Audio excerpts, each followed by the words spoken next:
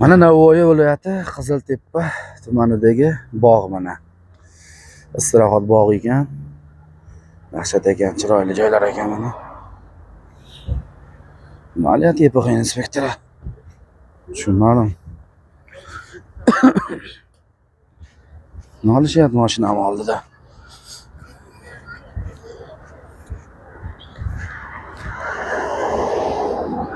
Assalomu alaykum. Yaxshimisiz aka? Assalomu alaykum. Akajon yaxshimisiz? Sog'ligingiz yaxshimi? Yaxshimisiz? Laba aka. Bu mashinam oldida turib.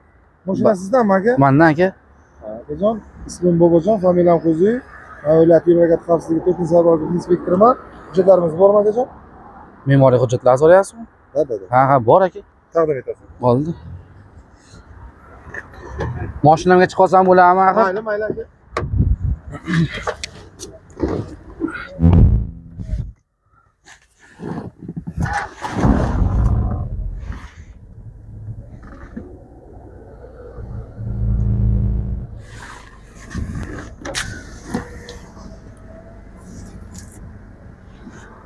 Boshqadan tanishtiring aka o'zingizni. Akajon, marhamat xizmat guvohnomam.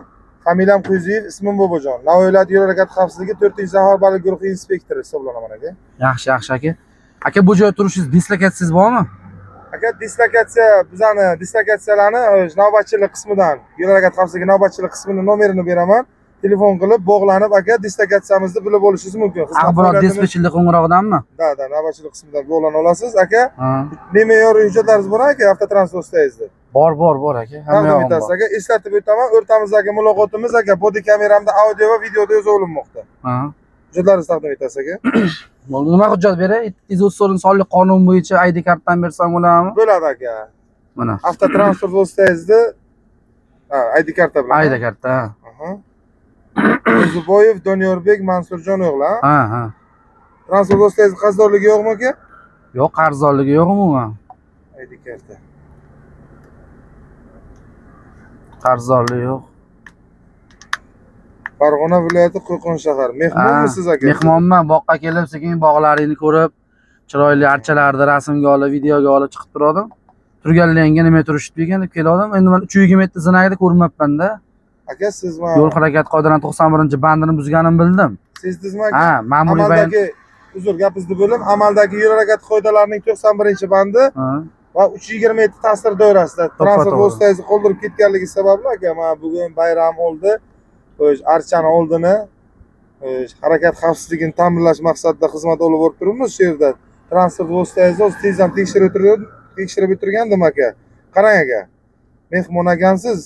Sizni bir marta maqsadimiz jarimaga tortishmas aka. Bir marta sizni qoidabuzarligingiz bo'yicha og'zaki ravishda ogohlantiraman aka. Bayram kayfiyatini tushirmaymiz Donyorbek aka.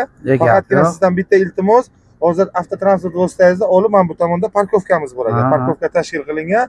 Faqat shu joyda o'tkazib qo'yasiz. Xo'p aka? Bo'ldi aka. Transport vositangizni tekshirdim aka, qarzdorligi yo'q ekan. Hamma me'yoriy hujjatlaringiz joyida aka. Gap yo'q aka. Alloh rozi bo'lsin aka sizlardan. Sizlarga o'xshagan mana shuni YPX inspektorlari ko'payishini so'rab qolamiz aka. Rahmat aka. Umringiz uzoq bo'lsin aka. Siz bilan bo'lgan suhbatimiz video tasvirga olindi. Buni men ijtimoiy tarmoqqa havola qilaman. Ya'niki sizni misol negativ yoki bir nima degan maqsadda emas, sizni hozirgi qilgan xatti-harakatingiz meni nima deydi? Menga uchramagan bunaqa YPX inspektori. Lekin men Navoiy viloyati Qiziltepa tumanidagi YPX inspektorlariga tan berdim aka. Ishlaringga omad aka. Ishlaring rivojini bersin aka, gapi yo'q.